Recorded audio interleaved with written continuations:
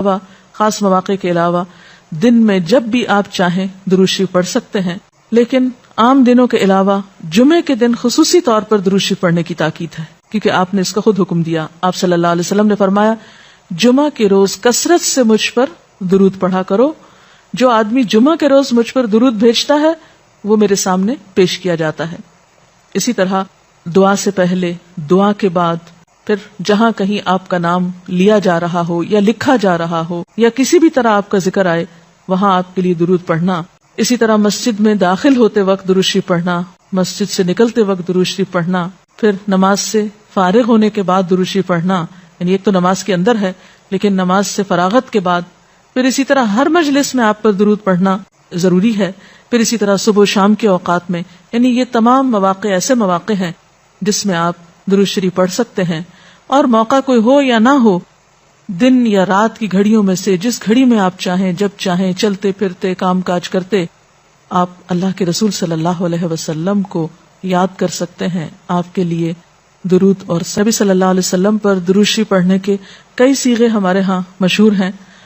اس میں کچھ تو وہ ہیں جو آپ صلی اللہ علیہ وسلم سے ثابت ہیں، اور کچھ ایسے ہیں کہ جو لوگوں نے بعد میں خود بنا لیے ہیں. تو وہ ایسے تمام ورژن یا ایسی تمام عبارتیں جو لوگوں نے خود اس معنی کی بنائی ہیں، خواہ وہ عربی میں ہیں یا اردو میں ہیں، تو ان کو پڑھنے کی حد تک تو پڑھا جا سکتا ہے. یعنی اگر نثر میں کوئی ایسی عبارت موجود ہے جس میں آپ صلی اللہ علیہ وسلم کے لیے دعا کی گئی ہے یا آپ کی مدح کی گئی ہے یا آپ پر سلام بھیجا گیا ہے، خواہ وہ نثر میں ہو یا شعر میں، تو اس میں حرج تو کوئی نہیں. لیکن وہ چیز جو خود آپ صلی اللہ علیہ وسلم نے ہمیں سکھائی اور جو آپ کی طرف سے ہمیں ملی، اس کا مقام باقی ہر انسان کے کلام پر کہیں بلند ہے، کہیں زیادہ فائدہ مند ہے. تو وہ درود شریف جو مسنون ہے، وہ صیغہ جو آپ سے ثابت ہے، اس کا پڑھنا افضل ہے، وہی اصل درود ہے. اور باقی تو انسانوں کے خیالات یا جذبات کا اظہار ہے، خواہ وہ شعر میں ہو، خواہ وہ نثر میں ہو، خواہ وہ اردو میں ہو، خواہ پنجابی میں ہو یا کسی اور زبان میں ہو، وہ تو پھر انسانوں کے کلام ہے نا. تو جس طرح اللہ سبحانہ و تعالیٰ کے کلام کو باقی تمام انسانوں کے کلام پر فضیلت ہے، اسی طرح نبی صلی اللہ علیہ وسلم کے کلام کو بھی باقی انسانوں کے کلام پر فضیلت ہے. ایک عام شاعر کتنی بھی خوبصورت بات کرے، لیکن اللہ کے رسول صلی اللہ علیہ وسلم سے آگے تو اس کی بات نہیں ہو سکتی. ایک عام انسان کتنے بھی خوبصورت انداز میں آپ صلی اللہ علیہ وسلم کا ذکر خیر کرے، لیکن وہ اس کے برابر تو نہیں ہو سکتا جو نبی صلی اللہ علیہ وسلم نے خود ہمیں دیا. تو بہترین صیغہ وہی ہے جو ہم نماز میں پڑھتے ہیں، جسے درود ابراہیمی کہا جاتا ہے، اور اس کا پڑھنا باعث اجر و ثواب ہے اور اس میں کوئی شک ہی نہیں.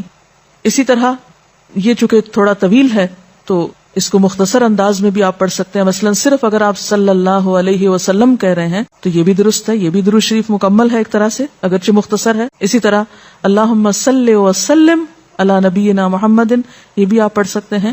صلی اللہ علی النبی الکریم کہہ سکتے ہیں. تو مختصر ہو یا درود ابراہیمی کچھ طویل شکل میں ہو، اصل چیز تو ذکر میں مشغول ہونا ہے. تعداد میٹر نہیں کرتی، جتنا وہ احساس اور جذبہ اور عقیدت جو کہ درود شریف پڑھتے ہوئے آپ صلی اللہ علیہ وسلم کے لیے ہماری ہو سکتی ہے.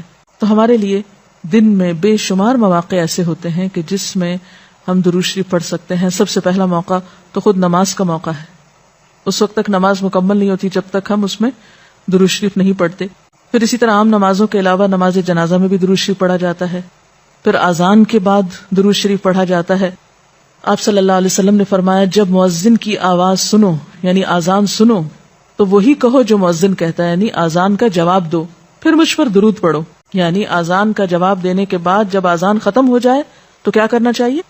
نبی صلی اللہ علیہ وسلم پر درود بھیجنا چاہیے، کیونکہ مجھ پر درود پڑھنے والے پر اللہ تعالیٰ 10 رحمتیں نازل فرماتا ہے. اس کے بعد میرے لیے اللہ سے وسیلہ مانگو، جو جنت میں ایک مقام ہے جو جنتیوں میں سے صرف کسی ایک ہی کو ملے گا، اور مجھے امید ہے کہ وہ جنتی میں ہی ہوں گا. یعنی آپ صلی اللہ علیہ وسلم ہی کے لیے وہ مقام ہے. اور آپ نے یہ بھی فرمایا کہ من سألی اللہ الوسیلہ، جس نے اللہ سے میرے لیے وسیلہ کی دعا کی، یعنی درود شریف کے علاوہ آت محمد الوسیلۃ دعا ہم پڑھتے ہیں، یہ دعا بھی پڑھی جانی چاہیے. تو جس نے یہ دعا پڑھی اس کے لیے میری شفاعت واجب ہو جائے گی، یعنی قیامت کے دن پھر میں اس کے لیے شفاعت کروں گا.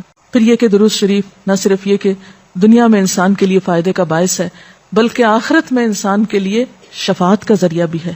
درود شریف پڑھنے والوں کو نبی صلی اللہ علیہ وسلم کی شفاعت نصیب ہوگی. آپ نے فرمایا جس نے 10 مرتبہ صبح و شام مجھ پر درود بھیجا اسے قیامت کے دن میری شفاعت حاصل ہوگی.